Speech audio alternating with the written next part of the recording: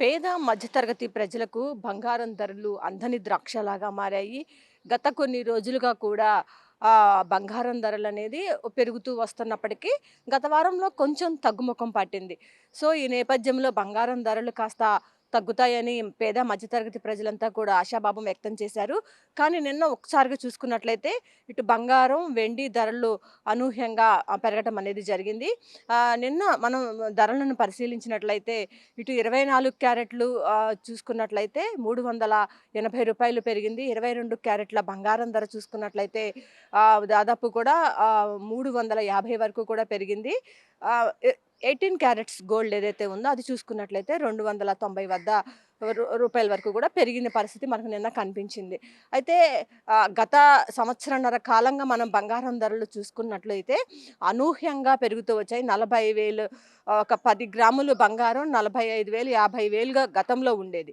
కానీ ఒక సంవత్సరన్నర కాలంలో అనూహ్యంగా ఆ ధరలనేది పెరుగుతూ రెట్టింపైన పరిస్థితి. కేవలం ఒక సంవత్సరన్నర కాలంలోనే అత్యధికంగా గతంలో ఎన్నడూ లేనంత వేగంగా ఈ బంగారం, వెండి ధరలనేది పెరగటం మనం గమనిస్తూ వస్తున్నాము.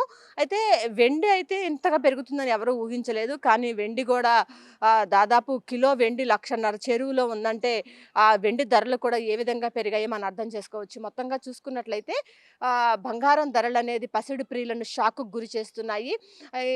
నిపుణులు చెప్తున్న మాటల ప్రకారం చూసుకున్నట్లయితే బంగారం ధరలైతే పెరగటమే కనిపిస్తది గానీ, తగ్గుముఖం పట్టే దాఖలాలు ఎక్కడ కనిపించట్లేదనైతే చెప్తున్నారు. ఎందుకంటే ఇన్వెస్టర్లందరూ కూడా తమ పెట్టుబడులను ఎక్కువగా కూడా బంగారం మీద పెడుతూ ఉండటంతో, ఈ బంగారం ధరలనేది అనూహ్యంగా పెరుగుతూ వస్తున్నాయి. అయితే ఈ సంవత్సరం కూడా గత సంవత్సరం ఏ విధంగా ఉందో బంగారం ధరల పెరుగుదల, అదే రీతిలో ఈ సంవత్సరం కూడా పెరిగే అవకాశం ఉందయితే మనకి స్పష్టంగా కనిపిస్తుంది. జరుగుతున్న పరిణామాలు చూస్తూ ఉంటే ఎక్కడా కూడా తగ్గుముఖం పడుతున్న దాఖలాలైతే బంగారం మనకు కనిపించటం లేదు.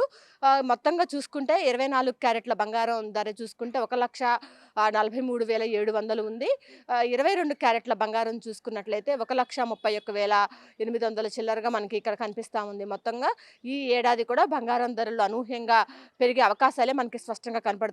అయితే ఇంత పెరుగుతూ ఉన్న నేపథ్యంలో సామాన్య మధ్యతరగతి ప్రజలెవరూ కూడా బంగారం కొనాలి అంటేనే భయపడిపోతున్న పరిస్థితులైతే మనకి స్పష్టంగా అర్థమవుతున్నాయి. ఇది ఇక్కడున్న పరిస్థితి. కెమెరా పర్సన్ రాంబాబుతో Lakshmi, one India news Telugu, Vijayawada.